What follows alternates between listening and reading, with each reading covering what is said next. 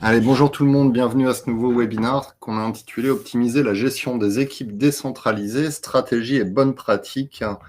Et pour traiter ce sujet, on va prendre l'exemple d'une société qui s'appelle Remote. Et pour m'accompagner ce matin, je reçois Martha et Philippe. Bonjour Martha. Bonjour Christophe. Je te laisse te présenter. Oui, bien sûr. Donc bonjour à tous. Je m'appelle Martha. Je suis consultante senior chez Remote et j'accompagne les clients du coup qui décident d'embaucher des collaborateurs à l'étranger pour pouvoir leur aider dans leur stratégie de développement. Top. Bonjour Philippe. Bonjour Christophe, bonjour tout le monde. Moi je m'appelle Philippe, je fais partie des équipes Sales Enablement chez Remote. C'est un nom un peu barbare pour une équipe qui s'occupe de la formation, du coaching et de la stratégie pour les équipes commerciales réparties un petit peu tout autour de la planète. Est-ce qu'il y en a un de vous deux qui peut nous présenter Remote, combien il y a de salariés, dans combien de pays vous êtes répartis à peu près? Martha. Moi? Martha, je pense que tu fais ça beaucoup mieux que moi. Bien sûr. Donc, Remote est une société qui aide les entreprises à gérer la paye, payer des collaborateurs dans à peu près 100 pays répartis dans le monde. Donc, des collaborateurs qui peuvent être des employés à temps plein et aussi des freelanceurs. Et on aide aussi à gérer la paye dans les pays dans lesquels nos clients sont implantés. Aujourd'hui, nous sommes presque 1700 employés en interne et nous aidons des milliers de clients un peu partout dans le monde, dans plus de 100 pays. Et alors vous êtes implanté dans combien de pays? Dans une centaine? On a des entités légales dans une centaine de pays, oui. Et donc, tu dis 1700 collaborateurs, vous êtes répartis à travers le monde en fait. Et alors vous, dans votre modèle, vous êtes tous en télétravail aujourd'hui? Oui, donc nous en interne, on a vraiment un modèle de fonctionnement 100% télétravail et en plus on s'appelle remote, donc ça a un peu du sens et vraiment dans la philosophie des fondateurs de remote, il y avait vraiment cette volonté d'avoir une entreprise qui fonctionne 100% en télétravail pour pouvoir vraiment avoir accès aux meilleurs talents où qu'il se soit qu'il se trouve. Et donc aujourd'hui, on a des équipes réparties dans environ 80 pays au monde. Donc on est vraiment partout. Et donc Philippe et moi, on a des collègues qui sont en Australie, au Brésil, en Argentine, au UK, dans presque 80 pays. Toi, Philippe, t'es basé où? Moi, je suis en France. Je suis un des rares chez Remote à pas être très original. J'habite dans mon pays de naissance. Après avoir passé un certain nombre d'années à l'étranger, je suis rentré en France. Mais on a une phrase qui résume bien cette philosophie, qui est le talent est partout, mais pas les opportunités. Et justement, une des missions de Remote, en tout cas une des visions quand cette boîte a été créée, c'est de se dire, bah, on va rendre accessible des jobs qui ne l'étaient pas à des gens qui sont peut-être pas dans les gros hubs d'emploi comme peuvent l'être les capitales et qui sont un peu plus éloignés de ce monde-là. On va leur donner accès à de l'emploi en travaillant à distance. Là, par exemple, toi, Martha, je sais que tu étais en Espagne, là, tu es un peu en France. En fait, tu as la possibilité de bosser d'où tu veux. Oui, donc il faut être très transparent et communiquer en interne si tu décides de changer de localisation. Parce que moi, par exemple, je suis normalement basée en Espagne et j'ai un contrat de travail espagnol, mais j'ai décidé de passer quelque temps à Paris. Et en communiquant, il y a une liberté totale de pouvoir te déplacer physiquement tant que tu continues à faire ton job jour à jour. Alors, justement, moi, la première question qui me vient, c'est comment vous gérez les relations de travail entre collègues et surtout les fuseaux horaires. Donc, Remote a une structure et la structure des équipes peut varier un peu en fonction de ce qu'elles font. Moi, par exemple, je fais un travail où j'ai une relation avec le client et où je dois pouvoir être disponible pour mes clients. Et donc, évidemment, je ne pourrais pas être très longtemps dans un fuseau horaire qui ne me permettrait pas d'être en relation avec mes clients. Et c'est pareil pour, en général, les équipes commerciales ou les équipes de support client. Nous avons des équipes en interne un peu dédiées par région. Donc moi, par exemple, je m'occupe de toute la zone du sud de l'Europe et ces équipes sont généralement structurées par fuseau horaire. Donc ce sera dans un certain fuseau horaire que ces équipes-là, qui sont plus en contact avec les clients, vont être embauchées.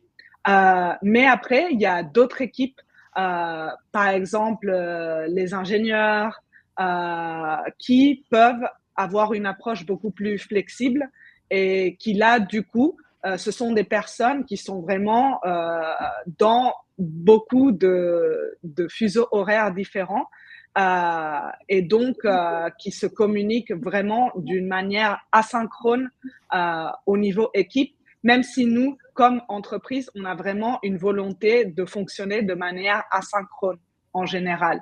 Donc, de tout documenter et de pouvoir t'informer toujours de ce qui se passe, indépendamment de d'où tu es ou Alors, du d'où coup, tu habites. ça remet en cause un peu les modes de travail, entre guillemets, classiques. Par exemple, il y a beaucoup d'entreprises qui vont faire 5 réunions par jour d'équipe pour traiter des sujets. J'imagine que dans ce modèle, la réunion en tant que telle devient plus occasionnelle. Absolument. Ouais. Moi, typiquement, c'est mon cas parce que mon équipe, elle a un périmètre global et que c'est évidemment impossible d'être disponible 24 heures sur 24 pour faire avancer des projets. Je vais avoir des gens de mon équipe qui sont en Corée, au Japon, en Australie. Et donc, les fuseaux horaires ne matchent pas très bien. On a des enfants, donc on ne peut pas se parler ou très peu en direct. Donc, si on était dépendant du mode classique de réunion, il faut qu'on soit dans une visioconférence pour pouvoir faire avancer un sujet, on n'avancerait pas du tout.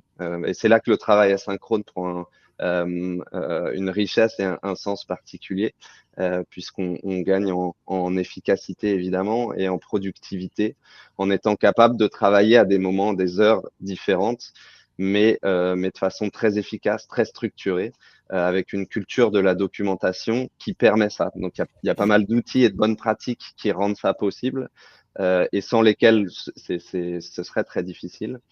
Et on entend certaines boîtes qui, avec le télétravail, sont un peu en difficulté parce que peut-être elles n'ont pas ces bonnes pratiques et ces outils-là bien ancrés.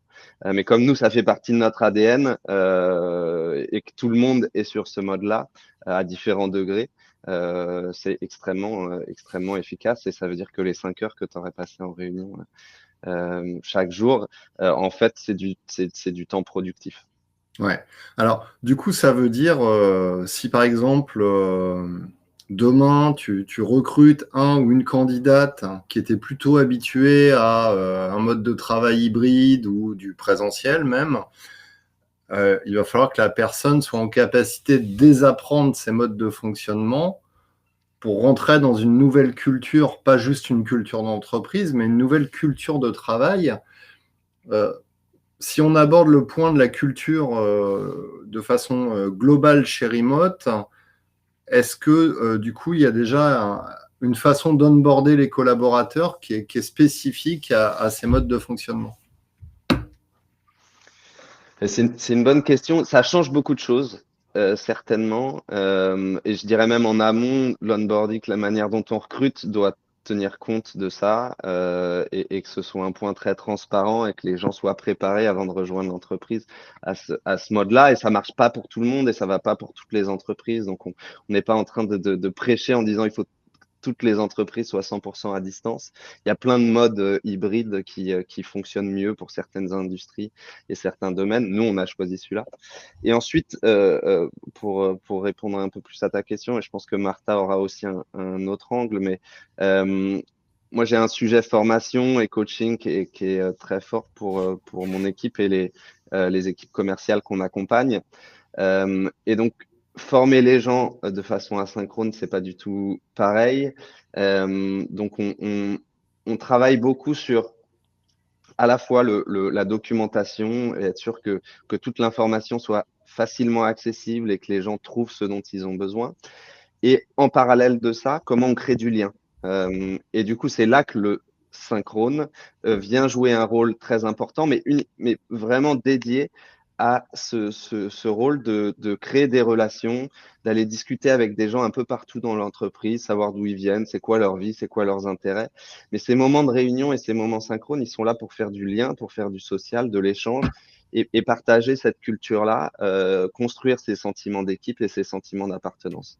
Les réunions sont pas ou très très peu là pour prendre des décisions, faire avancer un projet, etc. Parce que pour ça, on a un mode asynchrone qui se trouve être beaucoup plus efficace pour nous. Nous, on avait posé une question à des DRH parce qu'on vient de tourner la saison 2 de notre podcast et il y a un épisode, dans tous les épisodes, on leur pose un questionnaire et on leur a posé la question, pensez-vous que le télétravail, en gros, a un impact négatif sur les relations entre équipes? Ouais.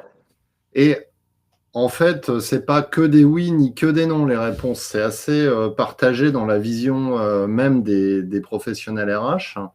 Comment vous faites dans ce mode de fonctionnement pour maintenir d'une part une cohésion d'équipe, puisque vous avez des équipes, et d'autre part une cohésion entre les équipes? Oui, donc déjà, pour revenir un peu sur le point de la culture, donc c'est très important en fait de faire un recrutement en interne qui est très très aligné avec les valeurs de remote et la manière de travailler. Donc forcément, comme on travaille d'une manière asynchrone et en plus dans une culture où tout doit être documenté et tout est assez public, donc, quelque chose, par exemple, qui est très surprenant, même pour moi aujourd'hui, c'est que chez Remote, en interne, on a un Slack où tout est public. Chaque équipe a sa chaîne Slack dans laquelle tu peux voir ce qui se passe. Donc, moi, par exemple, je peux voir ce qui se passe dans le marketing en France, dans les finances, dans les équipes légales. Et c'est une manière de fonctionner, évidemment, qui est très inusuelle ou différente pour les personnes qui sont habituées à aller au bureau. Et dans le process de recrutement, Remote fait en sorte de recruter des personnes qui sont déjà à l'aise ou même qui fonctionnent mieux avec un modèle d'entreprise comme ça et une culture comme ça. Donc déjà, moi, je pense que le premier élément de succès, c'est de faire un bon recrutement au début et d'avoir des personnes qui déjà travaillent bien dans un environnement comme ça pour faciliter une culture d'entreprise qui soit plus forte. Et je pense que Christophe, on en a déjà parlé dans un autre webinar où on parlait principalement de la culture d'entreprise. Moi, je trouve que les collaborateurs de chez Remote, on a beaucoup de choses en commun, indépendamment d'où on est basé. Donc, je me sens, on a tous des vies finalement qui ont été assez similaires dans le fait qu'on aime tous habiter à l'étranger, on parle tous plusieurs langues. On est tous à l'aise avec un mode de fonctionnement transparent, la documentation, avoir peu de meetings, être très indépendant. Et ça aussi, ça joue un effet sur la culture d'entreprise. Parce que finalement, même si tu as des gens dans des pays totalement différents, en fait, la manière de travailler et les valeurs de ces personnes sont assez similaires. Donc ça, pour moi, c'est une des raisons pour lesquelles chez Remote, on arrive à maintenir une culture d'entreprise, même si on se voit jamais. Ouais. Et après, évidemment, on a aussi parlé de l'onboarding. Donc, il y a un onboarding qui est très structuré, carré, qui dure aussi longtemps. Je pense qu'il dure 1 mois, où vraiment, il y a une volonté d'onboarder la personne très, très bien pour qu'elle puisse être le plus indépendante possible dans son travail et qu'elle n'ait pas besoin de faire 5 meetings par jour pour savoir ce qu'il faut faire.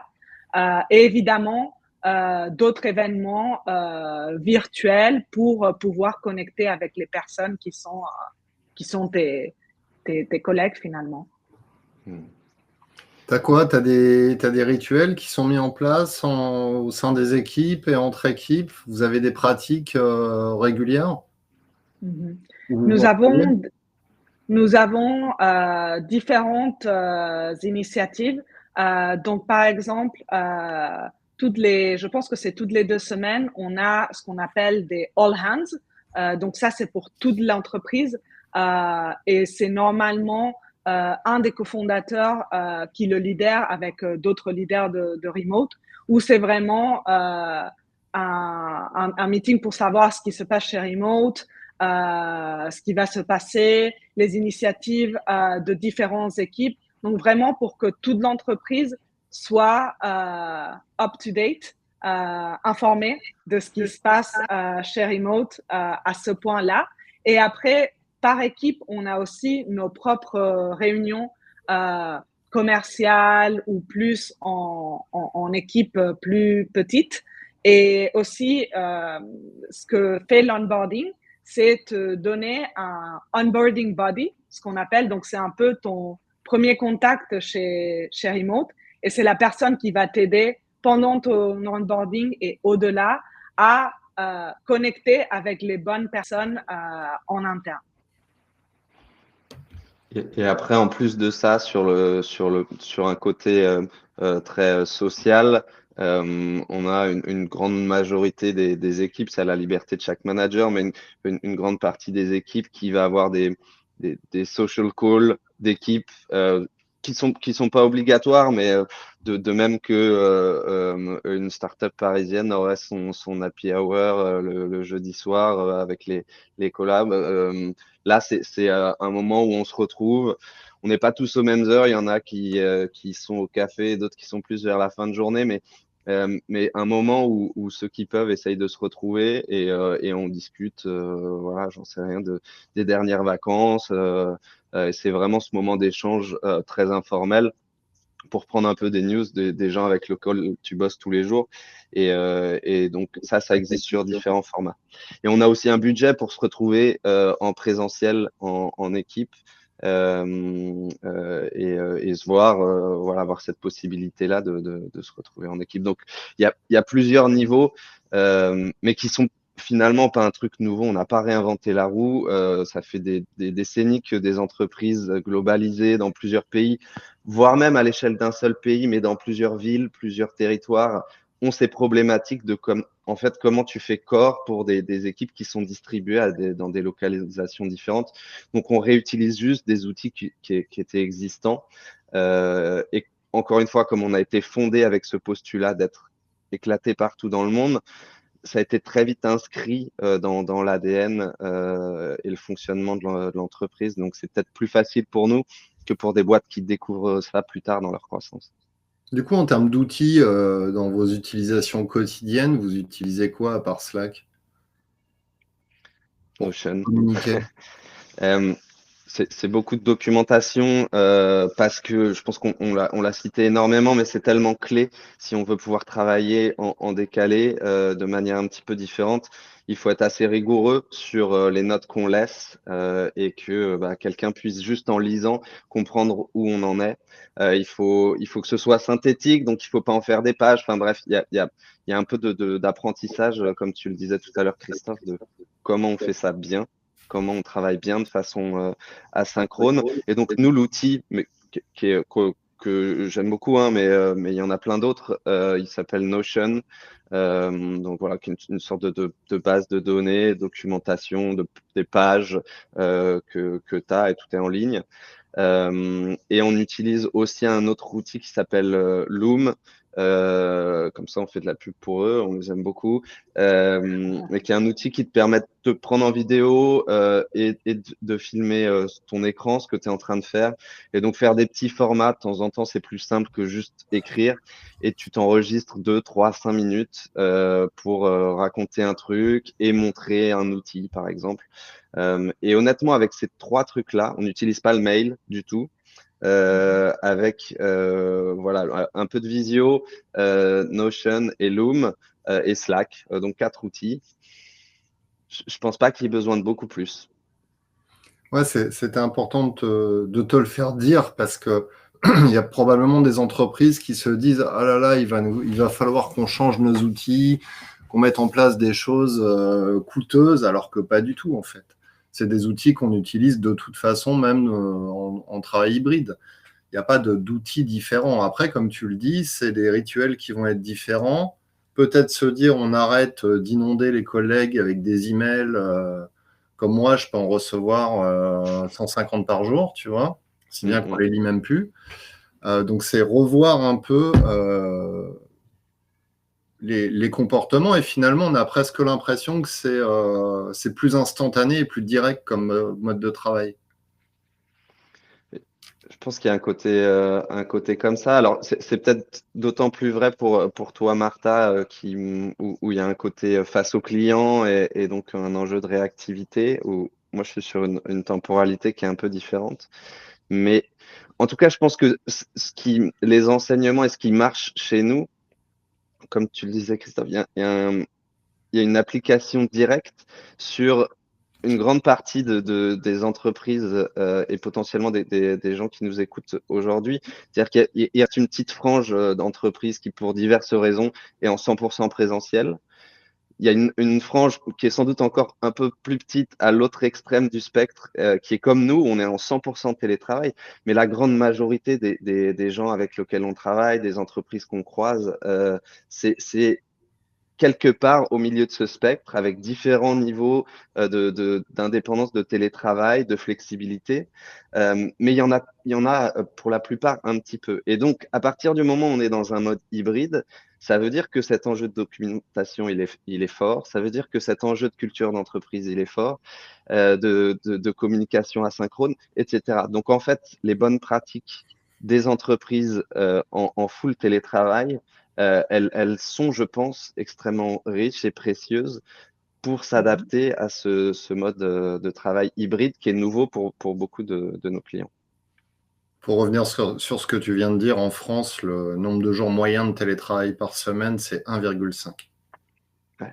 Donc on est encore faible parce que c'est 3 au UK et aux US, donc et peut-être que ça va le rester comme ça encore pendant un moment parce que j'ai l'impression que ça stabilise. Mais même juste 1,5 journée. Je sais pas à combien on était avant le Covid, je sais pas si tu as la data, mais je pense que ça a déjà, ouais, c'est ça, voilà. 0 de moyenne, donc voilà. Donc c'est déjà monstrueux de changement et de transformation à absorber pour beaucoup de boîtes. Ouais, surtout que nous, en France, on est dans la culture ancestrale du présentéisme, hein, donc c'est déjà une avancée très significative, mais je pense qu'il y a beaucoup d'entreprises qui ont un frein parce qu'elles ne s'imaginent pas qu'on peut fonctionner finalement avec des outils simples en revoyant les process. Et c'est un très bon exemple remote par rapport à ça, parce qu'on se rend compte que oui, ok, tu vas recruter les gens en fonction de ces objectifs, de ces modes de travail et de t'assurer qu'ils rentrent effectivement dans cette culture, j'allais dire plus de travail qu'une culture remote à part entière. On est vraiment dans une culture de travail. C'est ça qui est important, mais finalement, la culture d'entreprise, c'est censé être une culture de travail avant d'être une culture, entre guillemets, fun. Donc ça donne quand même une vision, je trouve, plutôt engageante par rapport à ce mode de fonctionnement. Après, la question qui va venir, c'est, OK, on a vu comment on travaille, comment on collabore, vous avez l'air épanouis tous les deux, donc je me dis que ça a l'air de plutôt pas mal marcher, vous n'avez pas l'air stressé. On n'est pas trop valorisé. C'est quoi les process de gestion des carrières, de développement, d'analyse de la performance des collaborateurs? Comment ça fonctionne quand finalement on est tous à distance? Parce que quand on est au bureau, en France, généralement, on fait un peu le faillot, on va offrir un café à son manager. Comment ça fonctionne? Oui, c'est vrai que ça, du coup, c'est vraiment très différent. Moi, toute ma vie, j'ai travaillé dans un environnement tech, d'entreprise tech, où il y a toujours eu un élément de distance. Mais c'est vrai que, par exemple, moi, ça fait 3 ans que je travaille chez Remote et ça fait 2 ans que je suis dans mon équipe actuelle. Et j'ai vu ma manager actuelle en personne 2 ou 3 fois maximum. Donc, ça va pas du tout passer. Mon succès chez Remote va pas du tout passer par le fait de voir mes managers ou mes directeurs en personne. Sinon, vraiment, de moi savoir mes objectifs. Donc, les objectifs par poste chez Remote sont très clairs. Donc, tu as des objectifs que tu dois ou que tu dois arriver à faire tous les trimestres ou tous les 6 mois. Et tous ces objectifs sont très alignés à des compétences que tu dois montrer ou développer qui sont pour le coup alignées aux valeurs de Remote. Et ça, c'est très clair dans ta fiche de poste ou quand tu changes de poste en interne. C'est assez clair ce que Remote attend de toi. Et c'est aussi pour ça une entreprise où il y a un suivi de la performance qui est assez fort. Donc, nous, par exemple, on a des bilans de performance tous les quarters, donc tous les trimestres. On a vraiment une review de la performance que toi, individuellement, tu dois écrire, tu dois présenter à ton manager. Ton manager doit aussi évaluer ta performance. Et le fait de le faire 4 fois par an permet vraiment de faire un suivi assez intense de la performance. Et toi aussi, comme employé, comme collaborateur, savoir si tu es sur la bonne voie, ce qu'il faut que tu améliores ou s'il y a un training qu'il faut que tu fasses, etc. Donc, c'est pas du tout… Moi, par exemple, j'étais plus habituée à faire ces tracking de la performance d'une manière plus annuelle, où tous les ans, tu as un retour sur ta performance de tout ce que tu as fait dans les derniers 12 mois. Ici, c'est tous les 3 mois. Donc, tu peux jamais vraiment ne pas savoir si tu es sur la bonne voie ou pas. Remote va te dire tous les 3 mois si tu fais bien tout ton travail ou si tu as des objectifs à améliorer ou des compétences à améliorer. Et après, évidemment, et c'est le job de Philippe, il y a aussi un accompagnement, que ce soit pour les managers ou pour les collaborateurs comme moi. Il y a vraiment une culture forte de coaching et de training chez Remote pour, si tu as des compétences ou des skills améliorés, que tu puisses le faire à travers les outils en interne. Justement, on a une question de Théo qui nous fait une belle transition. Comment faites-vous justement pour les actions de formation et plans de développement des compétences, Philippe? C'est une très bonne question, merci Théo. On fait forcément un petit peu différemment. Et pour faire le lien avec ce que tu disais avant, c'est aussi une transformation et une adaptation qui, je pense, s'impose avec le travail hybride. De la même manière qu'on a une culture assez présentielle en France, on a une culture hiérarchique assez forte. Et donc un peu ce qu'on pourrait qualifier de micromanagement est quasiment admis, ou en tout cas un mode un peu par défaut qu'on peut avoir plus facilement en France que dans des cultures anglo-saxonnes. Et ça marche pas du tout à partir du moment où tu peux pas vérifier l'écran ou ce que fait ton collaborateur à n'importe quel moment de la journée ou s'il est présent à son poste. Ça s'applique plus. Donc, il faut trouver d'autres modes. Donc, il faut avoir une structure très forte dont parlait Martha. On part d'un modèle avec nos valeurs.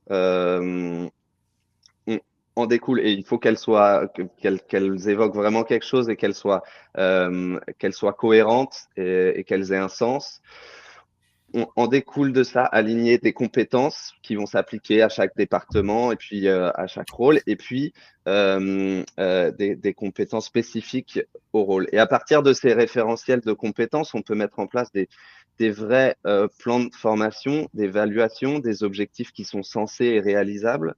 Et ensuite, ça nous permet d'avoir des fiches de poste très claires, des lignes directrices très claires que les managers vont pouvoir donner à leurs équipes. Et on va se voir une fois par trimestre pour faire le point là-dessus. Mais finalement, c'est une conversation qui a tout au cours du trimestre, puisqu'on n'a pas ce côté micromanagement possible et qu'on peut juger que sur ce qui est produit. C'est vraiment la performance est au cœur de la manière dont on organise notre travail. Et pas parce que dans un côté, on a besoin de noter tout le monde tout le temps, mais parce que c'est là-dessus qu'on est jugé, puisqu'on ne voit pas, peut-être que moi j'ai travaillé que 2 heures hier, et tout le monde s'en fiche chez Remote que j'ai travaillé 2 ou 10 heures. Qu'est-ce que j'ai produit? C'est le seul truc sur lequel je vais être jugé, parce que personne ne sait quand ou comment j'étais derrière mon ordinateur. Donc voilà, c'est une réponse un peu longue, mais c'était l'occasion que tu m'as donnée, Théo, pour évoquer ce sujet-là, de manager la performance. Et du coup, le sujet formation se connecte directement. Après, on a des modes de formation qui vont varier. Je pourrais rentrer plus en détail là-dessus, mais c'est peut-être un peu plus technique pour les gens qui sont en learning and development, enfin en formation vraiment, sur à quel point tu utilises justement l'apprentissage asynchrone. Est-ce que tu fais du mélangé, du blended learning avec un peu de virtuel, un peu de présentiel? On joue avec toutes ces composantes-là et on utilise énormément le levier managérial et coaching parce que c'est celui qui est à notre sens, le plus efficace. Et sur le développement des carrières en tant que tel, est-ce que vous avez des passerelles de mobilité horizontale, verticale? Comment ça se passe? Oui, donc moi, par exemple, j'ai 2 exemples à donner par rapport à la mobilité interne. Chez Remote, on n'a pas tellement de contraintes géographiques et c'est une des raisons pour lesquelles j'ai rejoint Remote d'ailleurs. Moi, avant de travailler chez Remote, j'habitais à Londres et j'avais envie de rentrer en Espagne avec ma famille pendant la pandémie. Et mon entreprise n'était pas basée à Barcelone. Donc, du coup, je ne pouvais pas, en fait, avec mon entreprise, rentrer à Barcelone, alors qu'avec la pandémie, ça faisait 1 an et demi que je faisais mon travail en full remote. Donc, je commençais à me poser des questions de pourquoi je dois rester à Londres alors que j'ai envie d'être à Barcelone avec ma famille, si j'ai prouvé pendant 1 an et demi que je peux faire, qu'on peut tous faire le travail à distance. Et c'est ce qui m'a vraiment interpellée de Remote et de la mission de Remote, de pouvoir vraiment faire ton travail où tu es, que le talent est vraiment partout dans le monde. Et c'est comme ça que j'ai réussi à rentrer en Espagne, du coup, avec Remote, où j'ai une flexibilité géographique, du coup, très forte. Et après, en interne, tout le monde a accès à un site carrière où tu peux prendre connaissance des opportunités qui sont proposées par l'entreprise. Donc, tout le monde a accès. Et moi-même, j'ai commencé chez Remote il y a 3 ans dans une entreprise. Et 1 an après, j'ai postulé à un poste en interne, celui que je fais actuellement.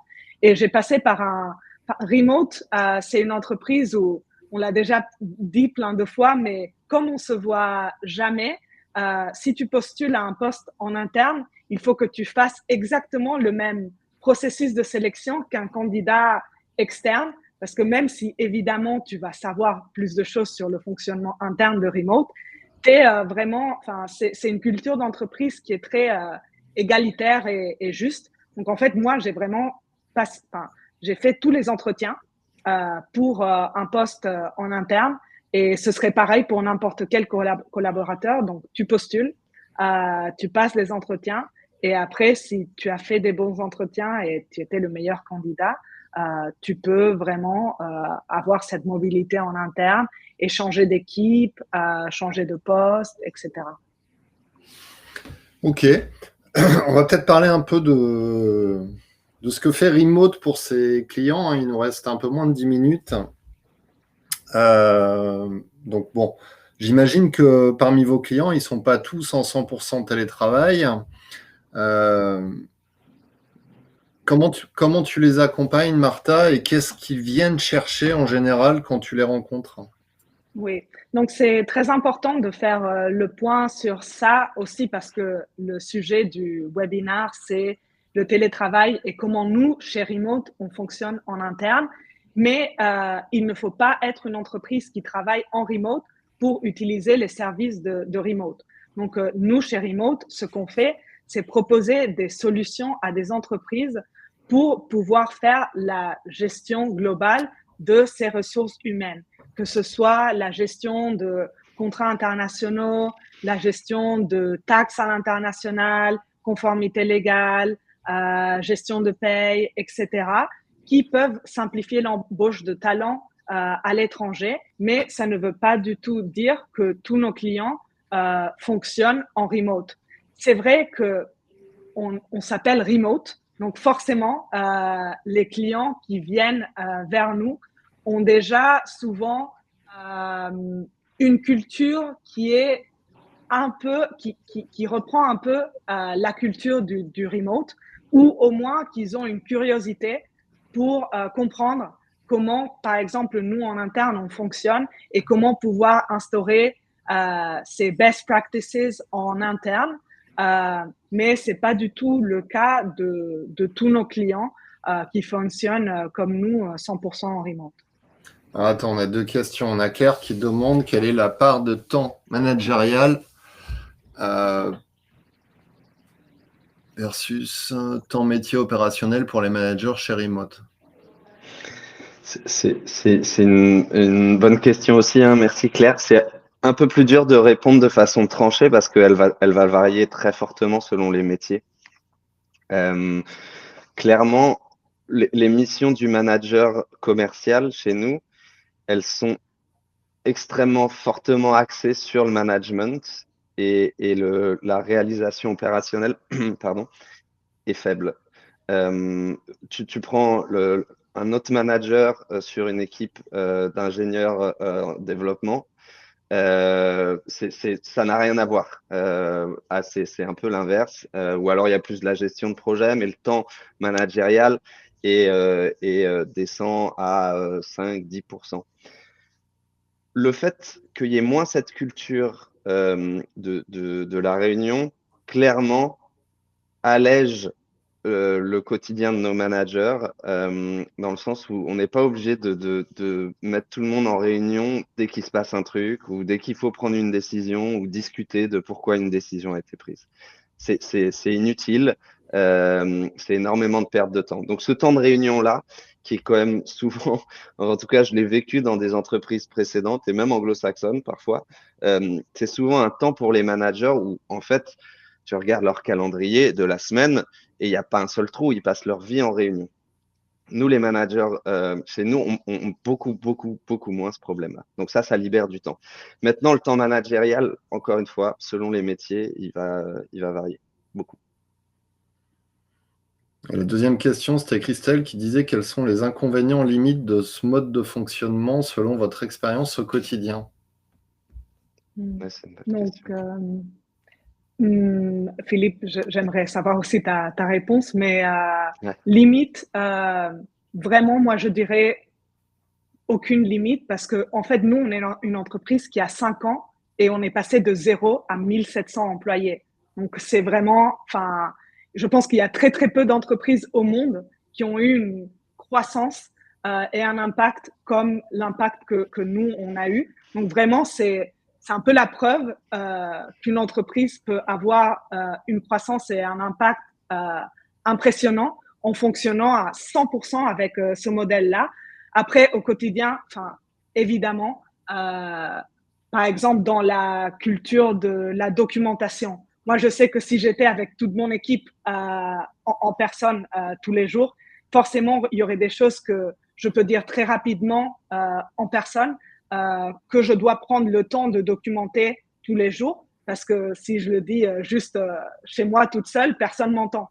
Donc, la culture de la documentation, c'est une culture où il faut que tu sois très discipliné, de vraiment documenter, écrire tout ce que tu fais, aussi pour ta propre performance, de vraiment pouvoir prouver tout ce que tu fais en interne, parce que comme l'a dit Philippe, personne ne te voit dans ton jour à jour. Donc ça, c'est vraiment une manière de fonctionner où il faut être très discipliné et très indépendant aussi. Donc moi, je sais par exemple que quand je dois apprendre, il faut toujours apprendre plein de trucs nouveaux chez Remote parce que c'est une entreprise qui change tout le temps.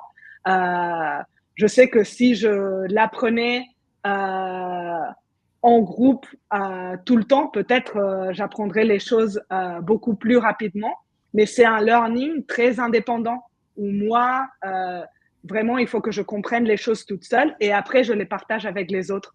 Donc, il faut aussi, et c'est quelque chose qui, je pense, on regarde beaucoup dans les processus de recrutement, est-ce que c'est une personne qui va arriver à apprendre vraiment des nouveaux concepts et des nouvelles manières de faire tout seul, très indépendant.